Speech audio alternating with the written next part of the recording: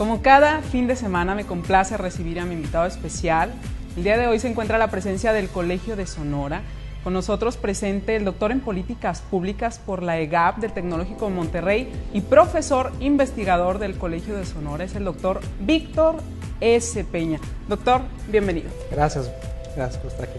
Gracias por su presencia. Hace unos meses tuvimos la presencia de usted en este programa de educación media superior y superior con el tema de transparencia y rendición de cuentas.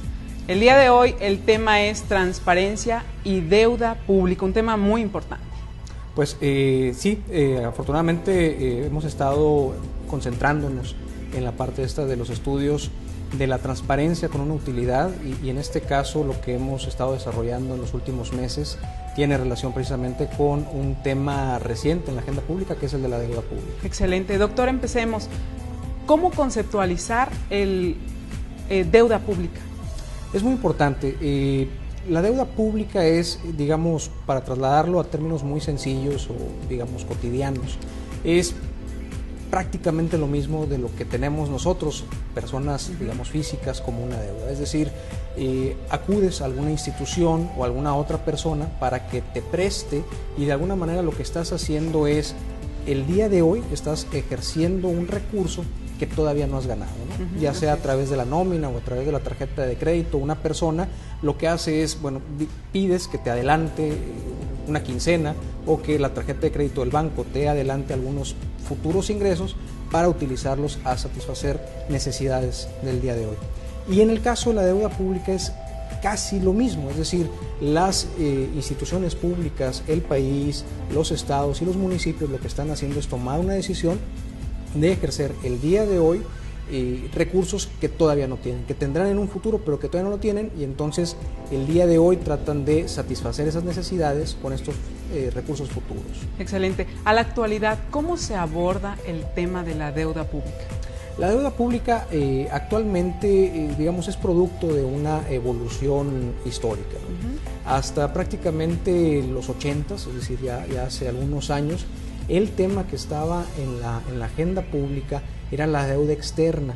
Es decir, si hacemos un poquito de historia en la economía nacional, recordaremos o estarán ya en los libros de historia todo este proceso que hay de los 70s, particularmente los gobiernos nacionales, en donde la presidencia de la República, descubriendo unos pozos petroleros, piensa que es importante, que vienen momentos de mucha abundancia económica, se genera toda una política social, es decir, el Infonavit, todas estas instituciones, grandes instituciones que tenemos sociales, se generan en esa época, y resulta que no hay forma, desde los 70s, principios de los 80, con la crisis petrolera, no hay manera de fondear esos programas.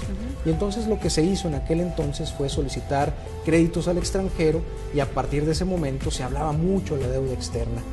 En el caso de la deuda pública, ya como lo estamos viendo actualmente, es sobre todo en temas de una deuda pública subnacional. Es decir, no lo que debe el país al extranjero, no lo que debe el país a bancos extranjeros, sino lo que deben los estados y los municipios. Esta es la parte nueva que tenemos que estudiar y que además es prácticamente reciente, ¿no? ¿Cuál es la razón, doctor, de estudiar la deuda pública en estados y municipios? ¿No es acaso un problema nacional?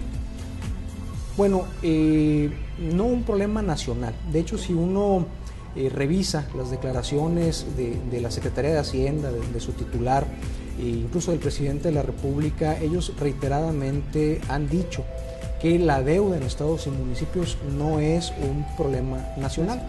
Y es verdad, es decir, si vemos la gran fotografía nacional, lo que se debe, o la deuda pública en estados y municipios, no es una carga lo suficientemente importante como para desestabilizar el país, por ejemplo, ¿no? Entonces, como en el orden nacional no es un problema, pero vivimos en una república federal, es decir, cada uno de los estados tiene su propia hacienda, bueno, aunque está ahí interconectada de muchas maneras, pero cada estado tiene su propia administración. Y entonces, si nuestro espectro de conocimiento no es el país, sino que nos vamos bajando a los estados y luego a los municipios, lo que nos vamos a encontrar es que en los estados y en algunos municipios, en algunos estados y en algunos municipios sí hay un problema.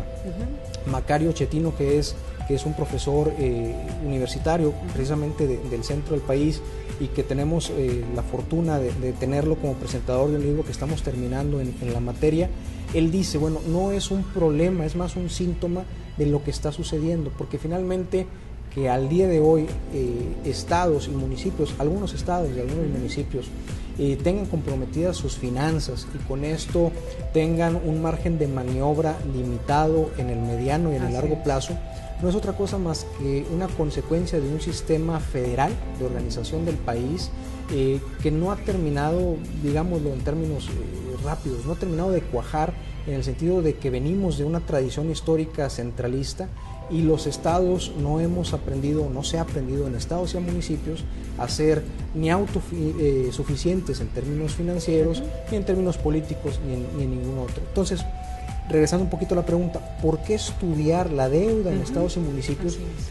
Y sobre todo, diría yo, aquí en los estados y en los municipios, es primero, porque en el centro de la República no lo consideran un problema. Y lo segundo es porque sí hay estados y municipios que están comprometiendo la calidad de sus servicios o la cantidad de los servicios que están dando, incluso la calidad de bienes que están repartiendo, porque están endeudados de una manera insostenible. Bien, doctor, ¿cuál es la situación actual en estados y municipios con respecto a la deuda pública? Mira, es bien importante señalar que más allá de las cifras que se pueden consultar, digamos, desde la Secretaría de Hacienda y en diferentes fuentes de información, se pueden consultar la situación de pesos y centavos, ¿no?, en materia de deuda. Yo quisiera verlo y compartirlo contigo y con tu auditorio de una manera general y al mismo tiempo amplia, ¿no? ¿Cuál es la situación de los estados y municipios en materia de deuda? Primero, se están enfrentando los estados y los municipios a una situación, por no llamarle un problema, a una situación prácticamente nueva para la cual no existían herramientas para hacerle frente. Los estados y los municipios no siempre pudieron contratar deuda, prácticamente lo han podido hacer de los 15, 10 años a la fecha, ¿no?, en los últimos 15, 10 años para la fecha. Y de estos 15, 10 años a la fecha, prácticamente en los últimos 3, el asunto está en la agenda nacional. Y de manera repentina, de manera sorpresiva, los estados y los municipios se empezaron a endeudar a tasas de 3-4 veces lo que se habían endeudado en tiempos anteriores. Y entonces esa es la gran panorámica de cómo está la situación. Entonces se genera un problema en la agenda pública, una situación en la agenda pública. Si nos acercamos para ver cómo está la situación, nos vamos a encontrar primero que no hay una coordinación nacional en materia de deuda pública, todavía no la hay. En algunos otros países, por ejemplo, lo que existe es una ley general, es decir, desde el centro del país existe una normatividad que le aplica a estados y municipios de manera, digamos, general, de manera pareja, para que no exista esta posibilidad de un descontrol. En México, porque somos una república federal, no existe una normatividad general. Entonces lo que tenemos es una ley federal que reglamenta, digamos, la deuda para el gobierno federal, y tenemos 31, 32 leyes para los estados que reglamentan lo que sucede en cada uno de los estados y en sus municipios o delegaciones en el caso del Distrito Federal. Y entonces lo que tenemos es, vamos a decir así, como que una suma de leyes que entre ellas hay diferencias desde los términos que se utilizan hasta los montos en los cuales se pueden endeudar y prácticamente incluso en el procedimiento para endeudarse. Entonces lo que sucede en Sonora puede no ser exactamente comparable con lo que sucede en Chihuahua o en Sinaloa, y eso genera una confusión cuando queremos entender qué está pasando en nuestro estado o en cualquier estado en tema de la deuda. No nada más eso, sino que además, como parte de la situación general de la deuda que tenemos en estados y municipios, nos encontramos con que no hay una manera completa de medir lo que los estados y los municipios deben. Es decir, a pesar de que hay cifras que podemos consultar en la Secretaría de Hacienda, realmente esas cifras solamente reflejan, por decirlo así, una rebanada del gran pastel de lo que son las deudas públicas. No hay obligación de registrarlas, no hay un registro completo de las deudas, y entonces no podemos cuantificar, no podemos tener datos exactos de cuánto se debe en estados y municipios. No nada más eso, sino que además hay ciertos filtros desde la Constitución Nacional sobre endeudamiento público que más que filtros parece complican la situación. Pongo un ejemplo. Decíamos al principio ahorita de la transmisión que deuda pública es muy similar a la deuda que tenemos nosotros los particulares, pero resulta que por cuestiones de términos legales, voy a decir algo así, no todo lo que se debe es deuda. Es decir, hay cantidades que uno, digamos como ciudadano, entendería se deben, ¿no? Por ejemplo, el pago a proveedores, las cuentas por pagar, etcétera, pero que por cuestiones de la legislación particular no se le considera deuda. Y entonces eso, como digamos una panorámica general de la situación que se está viviendo, pues lo que tenemos es, primero que nada, gobiernos que batallan para comunicarse con su población, que yo creo que esta es la parte importante desde el punto de vista ciudadano y desde el punto de vista de la academia. Lo que tenemos son gobiernos que batallan para comunicar el estado de sus finanzas con la población, no porque, vamos a decirlo así, no porque estén ocultando los datos o no porque se quieran robar el dinero, que es un poco lo que existe, digamos, en la voz popular. El esquema normativo no les permite tener esa comunicación sencilla, comprensible, digerible con las personas que están queriendo saber la información. La ciudadanía que quiere saber, algunos de ellos que quisieran saber el estado que guarda la administración pública, tampoco lo pueden saber porque existen estos problemas de los términos, de los conceptos que hay en la norma, de las múltiples normas que existen, etcétera, ¿no? Y alrededor de todo eso, pues sí habrá quienes se hayan querido pasar de listos y que fue, me parece, y quizás lo podemos platicar un poquito más adelante, porque el tema salta a la palestra pública y ahora es un tema, ¿no? Pero básicamente ese es un poco el tema de cómo está la situación, no en términos financieros, sino en términos de política pública, que es básicamente a lo que nosotros nos dedicamos, ¿no? Muy bien, excelente. Doctor, el tema es transparencia, deuda pública y transparencia. ¿Qué relación hay entre ambas? Transparencia y deuda pública. Bueno, lo que pasa es que, y esa es, agradezco mucho la pregunta porque esa es la aportación que estamos tratando de tener, o que en lo particular estoy tratando de dar como trabajo dentro del Colegio Sonora. El tema es muy reciente, decíamos, apenas hace 3 años, antes de 3 años, hablar de deuda pública en estados y municipios no era un tema.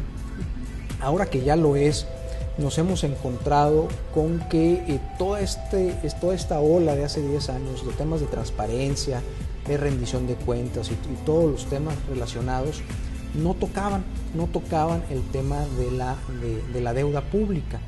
Eso, digamos, como investigador nos da ahí un nicho muy claro de oportunidad de trabajo, de poder ver por qué algo tan íntimamente relacionado con la vida de las personas no está dentro de esta carretera que se llama transparencia. Y digo tan íntimamente relacionado con la vida de las personas porque, otra vez, un estado que se endeuda, un municipio que se endeuda y que no logra manejar de manera eficiente esa deuda, el día de mañana o de pasado mañana le va a repercutir a la población en sus servicios o en el pago de más impuestos, ¿no? Que ni de la prestación de servicios ni del pago de impuestos nos vamos a salvar nadie, es decir, estamos mucho a expensas de lo que sucede en los gobiernos.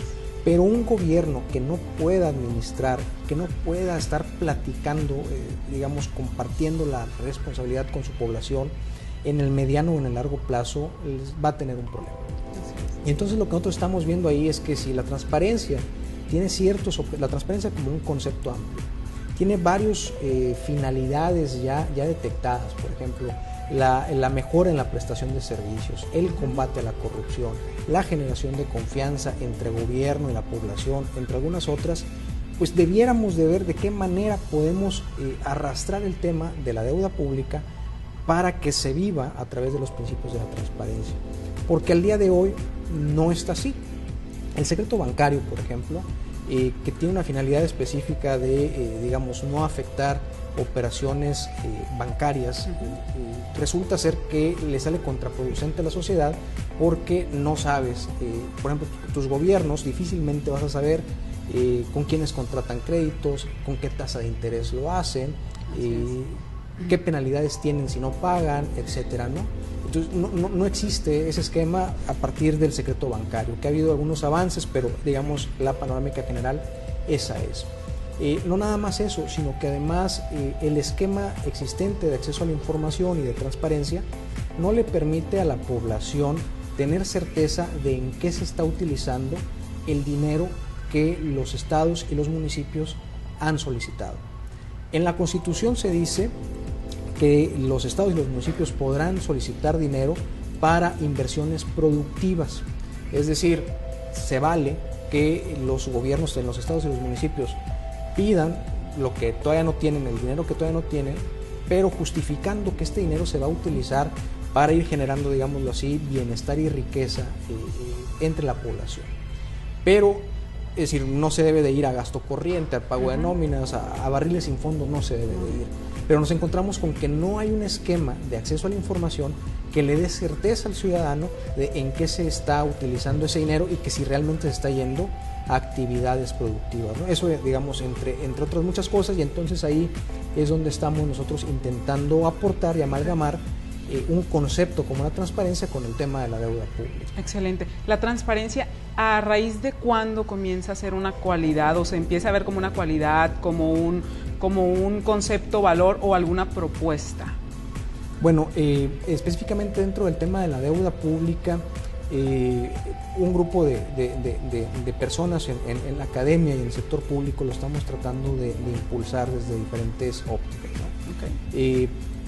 Por ejemplo, lo que comentaba yo hace algunos minutos, ¿no? El tema de un libro que estamos terminando de coordinar, donde tenemos la participación de varios investigadores de diferentes instituciones, universidades del país, en donde tenemos ya la presentación de un académico y editorialista nacional muy respetado. Pues no es otra cosa más que esta posibilidad de ver, digamos, del vaso medio vacío, verlo como una oportunidad. Pero el tema se presenta en la palestra, ¿no? A partir de un caso emblemático que ojalá pudiéramos platicar un poquito más detenidamente, que es el caso del estado de Coahuila. Si no es por lo que sucede en el caso de Coahuila, ahorita el tema de la deuda pública seguiría estando como estuvo antes del 2008, es decir, existía, pues, pero no había quienes se concentraran en ese tema, ¿no? Entonces, digamos, del 2008 para acá se le ha considerado como una necesidad, y como una posible solución a esas necesidades se ha visto el tema de la transparencia. Muy bien. ¿Podría platicarnos, por favor, algún ejemplo de este tipo de detalles de la deuda pública? Bueno, digamos, pues si me lo permites, tomaría y trataría de desarrollar un poquito más el tema paradigmático del estado de Coahuila. Por supuesto, adelante. Que nos sirve, me parece, para quienes no vivimos en el estado de Coahuila, como una referencia importante. En Coahuila, antes del 2008, fue un estado que se destacaba en diversos indicadores nacionales, de combate a la corrupción, por ejemplo, de combate a la pobreza, perdóname, de inversión en infraestructura.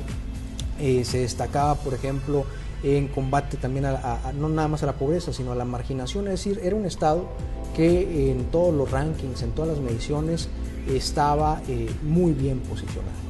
Y cuando se preguntaba que cómo se lograba eso, se hablaba de una ingeniería financiera, así en términos muy generales.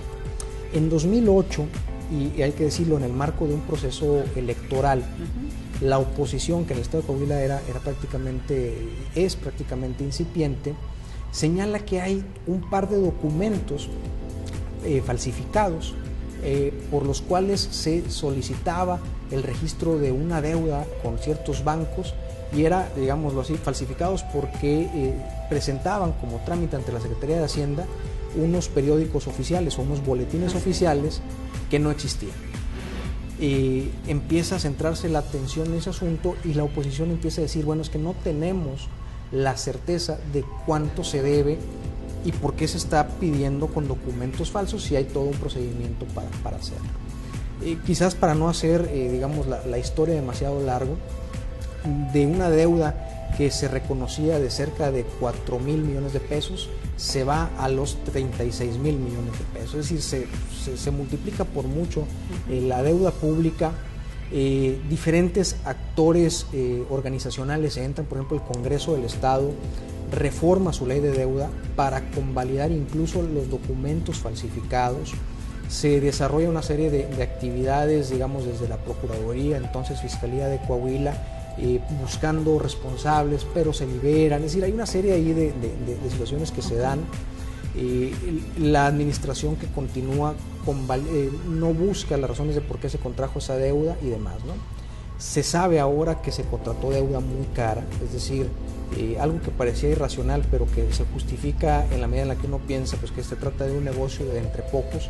Se contrata deuda muy cara, se niegan documentación de la contratación original, después ya se publican algunos documentos en versiones públicas, es decir, con partes así, ¿no? Entonces, partes, digamos, tachadas, y eso es, digamos, me parece un caso paradigmático de la deuda, porque a partir de todo esto que se genera, pues ya ha habido en otros estados en donde se practicó algo parecido, y en donde, insisto, pues el tema se vuelve el gran tema dentro de los últimos tiempos. Excelente, el gran tema. Vamos a seguir hablando después de un pequeño espacio, ¿de acuerdo? Me gustaría que nos diga, por favor, cómo influye el fenómeno de la deuda pública en las políticas públicas.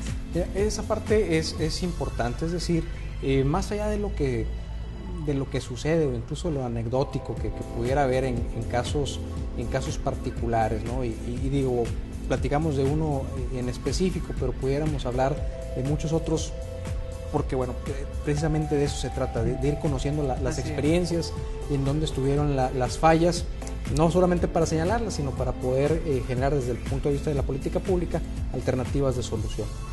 Y esta parte es muy importante. Si un estado o un municipio, siguiendo con el tema de la deuda pública, adelante. Si un estado o un municipio ha decidido tomar, digamos, dinero del futuro para satisfacer necesidades presentes, eso de manera inmediata le está reduciendo el margen de maniobra para lo que vaya a hacer en el mediano y en el largo plazo. Es decir, pongo un ejemplo así muy específico para después seguir desarrollándolo. El tema de la seguridad o de la inseguridad, por ejemplo, en la frontera norte de México, en esta relación que hay, para hacerlo muy específico, sucedió, vamos, sin que nadie lo tuviera pensado. Todo iba bien hasta que dejó de ir bien, como luego se dice, ¿no? Y empiezan los problemas. Bueno, la reacción que tienen las administraciones estatales y municipales, cualquiera que ésta sea, todo esto cuesta. Estas reacciones que hubo, digamos, frente a los temas de inseguridad, insisto, estados de la frontera norte y en este contexto de violencia, se dan en un margen de maniobra amplio, es decir, los estados y los municipios no estaban endeudados. ¿Qué ha pasado después del 2008 que tenemos nosotros el problema? Que las administraciones de los estados y los municipios ya no tendrán la misma manga, digamos, ancha o la misma manga en términos generales para poder diseñar sus políticas públicas en el futuro. Es decir, si existe un problema meteorológico, por ejemplo, si existe una cuestión de coyuntura como el tema de la inseguridad, las próximas administraciones no van a poder reaccionar igual porque parte de sus ingresos ya están comprometidos con el pago de la deuda pública. Ahora, adquirir deuda o comprometerse a endeudarse no es en sí mismo un problema, o sea, no es malo en sí mismo, y eso es importante señalarlo, ¿no? De las al menos 4 tipos de mediciones que hay de la deuda, que si hay, por ejemplo, una medición en términos absolutos de miles de millones de pesos, por ejemplo, en donde ahí el Distrito Federal es la entidad más endeudada, o si hay una medición per cápita, es decir, esa cantidad dividida entre las personas, en donde Coahuila, por ejemplo, lleva la delantera, en donde podemos hacerla, imagínate, el promedio, hablando de esto, el promedio nacional de deuda por habitante está alrededor de 4,000 pesos. En Coahuila la deuda por habitante está cerca de los 12,000 pesos. Entonces, eso nos da una idea. Por eso están en el número 1. En el número 1, es decir, es la misma cantidad, pero visto desde diferentes cristales. Se puede medir, por ejemplo, la deuda en términos de cuánto produce la población y su relación con la deuda, en donde, por ejemplo, ahí es Chihuahua, quien tiene un mayor compromiso. O se puede medir, y esta es quizás la más interesante y en términos de política pública es la más importante, es la relación de la deuda que tiene con respecto a las participaciones que recibe, porque una parte de la garantía que se otorga cuando se solicita deuda es precisamente el dinero que la federación le va a distribuir en lo que es el pacto federal, ¿no? En donde otra vez Coahuila tiene, digamos, el 300% de lo que recibe en un año ya lo tiene comprometido en términos de deuda. Hay digamos, 2 estados de la República en donde el compromiso que ellos tienen financiero es prácticamente equivalente a todo lo que reciben de dinero de la federación o en esta distribución de la federación en un año o hasta 3 años, como es el caso de Coahuila. Bueno, esos estados y esos municipios no pueden planear con demasiada soltura en el mediano y en el largo plazo. ¿Qué es lo que tienen que hacer o qué es lo que tendrían que hacer? O reducir la calidad de los servicios que dan, reducir, por ejemplo, la burocracia, lo cual no es sencillo y no porque, digamos, porque desde el punto de vista, digamos, ciudadano uno pudiera pensar, bueno, pues que corran a todos los servidores públicos, ¿no? Pero no es sencillo y no es un problema de voluntad, es decir, es un problema de burocracia y aparte legal y además cuesta, digamos, es decir, es un problema muy profundo, ¿no? Entonces hay ciertos gastos que ya están muy comprometidos y eso va a significar una reducción en la calidad o una reducción en la cobertura o la incapacidad de reaccionar en situaciones de coyuntura, y ahí es donde afecta en las políticas públicas en el mediano y en el largo plazo. Ok, doctor, qué interesante, qué bárbaro conocer un poco más de lo que está fuera de lo que es nuestro estado, ¿no? En este caso que nos habla del estado de Coahuila, pero bien, es general. Doctor, hace poco tiempo se anunció la reforma constitucional de deuda pública. ¿En qué consiste esta reforma constitucional? Bueno, mira, precisamente por esta novedad del tema, así es. Hay que decirlo, comienza un grupo de senadores allá en México a tratar de regular desde la Constitución, poner topes básicamente a la capacidad de deuda en estados y municipios.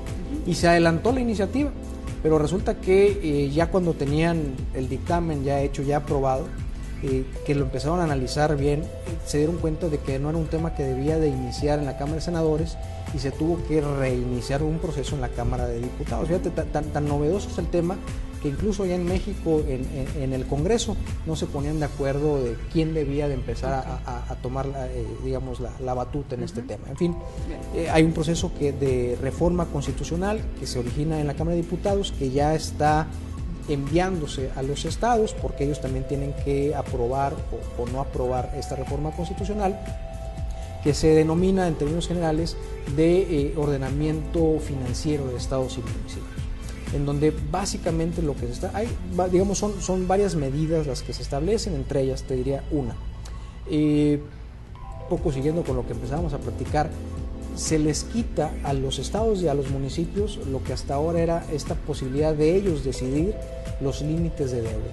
Si veníamos históricamente de un esquema centralista y en los últimos 15 años se había avanzado en la descentralización, digamos, respetándole a los estados esta posibilidad de que sean ellos los que toman las decisiones y sean ellos, los estados y los municipios, los que sean responsables, con esta reforma que ahorita está, insisto, todavía dentro del proceso legislativo, lo que se les está diciendo es un poco como, digamos, el padre de familia que le quita las llaves del carro al adolescente, ¿no? No te portaste bien, te quito esta facultad y ahora seré yo, el Congreso allá en México, quien decida los topes. Esta reforma también lo que hace es, se establece en términos generales la obligación de que exista un registro completo de la deuda, es decir, detectado ya el problema de que no hay quien pueda decir totalmente seguro de cuánto es la deuda en cualquier estado o en cualquier municipio, se dice, bueno, que se haga un registro, que sea un registro público, lo cual es un adelanto y además también es un tema de transparencia.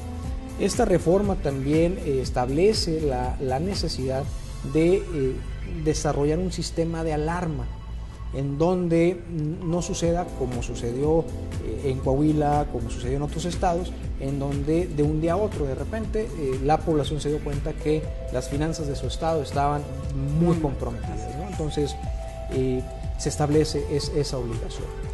Se establece, también es muy importante, que los estados y los municipios puedan adquirir deuda a través de un proceso de mercado, que los analistas y quienes están ahí dentro dicen que es un tema de una licitación, es decir, contratar la deuda con la institución bancaria que mejores condiciones te ofrezca, porque parte del problema que se está viviendo ahorita en los estados y en los municipios es que, contrario a lo que nos dice el sentido común, se contrató deuda muy cara. Es decir, si el interés, voy a inventar números nada más para ilustrarlos, si el interés normal de mercado era de un 40% anual, ¿no? Hubo administraciones estatales que contrataban hasta por el 80 o hasta el 90% de intereses. Quien usa una tarjeta de crédito se da cuenta, ¿no? Es decir, una tarjeta de crédito ahorita estará entre los 30 y los 40% anual de intereses, que uno compras cualquier cosa con tu tarjeta de crédito y estás pagando y de repente dices, bueno, ¿y a dónde se está yendo este dinero? Estoy pague. Bueno, eso tiene que ver con el tema de la tasa de interés. Bueno, lo ilógico era que los estados estaban contratando al que le cobraba más, ¿no? Entonces esta reforma lo que hace es, bueno, busca quien te dé las mejores opciones. Entonces esta es a muy grandes rasgos la reforma constitucional en temas de orden financiero que viene. Nada más para hacer ahí una acotación, claro. Ya que fue aprobado en el Congreso de la Unión, en la Cámara de Diputados y luego en la de Senadores, ahí con algunas modificaciones, etcétera, lo que sigue en el proceso legislativo es enviarlo a los estados, a los congresos de los estados, porque para que sea una reforma constitucional entra esto que se le llama el constituyente permanente, es decir, no nada más el Congreso allá en México, sino la mayor parte de los congresos en los estados deben de decir que están de acuerdo. Y ahorita estamos precisamente en ese momento. Los congresos en los estados ahorita están iniciando regularmente sus periodos de sesiones y muy seguramente ya se estará comenzando a aprobar, esperemos, esta reforma. Básicamente de eso trata, ¿no? Excelente. Doctor, respecto a esta problemática, ¿qué soluciones se advierten a mediano plazo? Bueno, lo que ha delineado precisamente esta reforma constitucional es tratar de remediar o de llenar, digámoslo así, los huecos que ya se detectaron con situaciones muy problemáticas de estados muy específicos, ¿no? Todo esto que hablábamos del sistema de alarma, el registro de la deuda, la contratación de deuda a través de un proceso de mercado que consideramos es la licitación, se están delineando estas soluciones. Sin embargo, también hay que decirlo, la reforma constitucional, por su naturaleza, de que digamos está en la Constitución, no puede ser muy específica, todavía no ha señalado a detalle en qué consiste estas soluciones que se han esquematizado, ¿no? Es decir, y aquí es donde dicen por ahí, ¿no?, en términos coloquiales, en los detalles está el demonio. Es decir, en la gran reforma constitucional parece el tema avanza a favor de la transparencia, llenando, como dije, estos huecos que se han identificado, pero habrá que esperar una ley general de deuda y todo lo que tenga que ir reglamentando la parte de esta deuda, ¿no? Entonces, en el mediano plazo lo que hay es, digamos, el esquema general de soluciones, pero habría que ver ya en la normatividad secundaria cómo se está estableciendo para ver pues cómo vienen estas soluciones en particular. ¿Y cómo llegar a entender las soluciones, doctor? Y cómo llegarlas a entender, ¿no? Y ver si precisamente estas vienen a ser soluciones específicas, porque, digamos, desde la arena de la política pública, debemos de entender que no todo es una reforma legal, ¿no? Es decir, nuestra tradición mexicana y yo diría latinoamericana es que si tienes un problema, reformas una ley, ¿no? Y decía yo, y si hay un gran problema, reformas la Constitución. Y pasa el tiempo y nos damos cuenta de que mucha reforma en la Constitución, muchas reformas en las leyes, y todo cambió para seguir exactamente igual. Eso, desde la perspectiva de la política pública, tiene una explicación ya muy identificada, que es una figura que yo utilizo reiteradamente en esto, que tiene que ver con dos autores que se llaman Reiner y Rabinovich y sus imperativos del entendimiento de la política pública. Te dicen ellos que un primer paso, solo un primer paso, es el tema de la normatividad, de las leyes o de las reglas. pero no te puedes quedar ahí, porque los cambios o lo que sucede después viene en el segundo escalón, cuando la persona encargada de aplicar la ley, digamos, entiende lo que la ley le quiso decir. Es decir, hay un proceso de entendimiento de lo que la norma te está diciendo. Y no se trata de que el servidor público le quiera sacar la vuelta o ande viendo a ver de qué manera se va a desentender. Es un proceso natural en donde los legisladores, ellos habrán hecho su trabajo lo mejor que pudieron, con las herramientas que pudieron, pero no la hacen en ninguna parte del mundo totalmente conectada con la realidad. Entonces llega el servidor público, que es el que está en la operación, y dice, me están diciendo que debo de hacer A, B o C, pero yo con lo que estoy viendo en la realidad es inaplicable.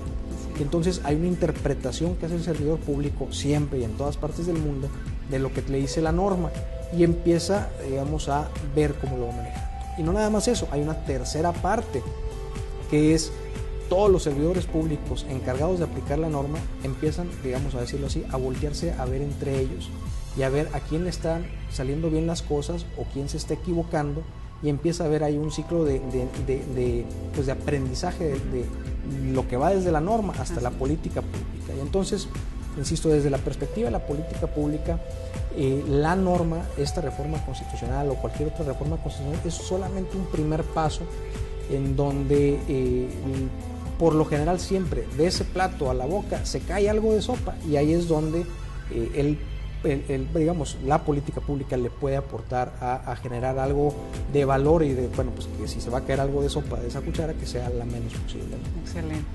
Un tema importante, un tema interesante que desafortunadamente muchas veces no nos centramos a investigar, pero bien, está usted aquí para ilustrarnos y para darnos a conocer respecto a lo que es el tema de transparencia y deuda pública. Doctor, me da mucho gusto, en verdad es un honor que esté con nosotros en este programa.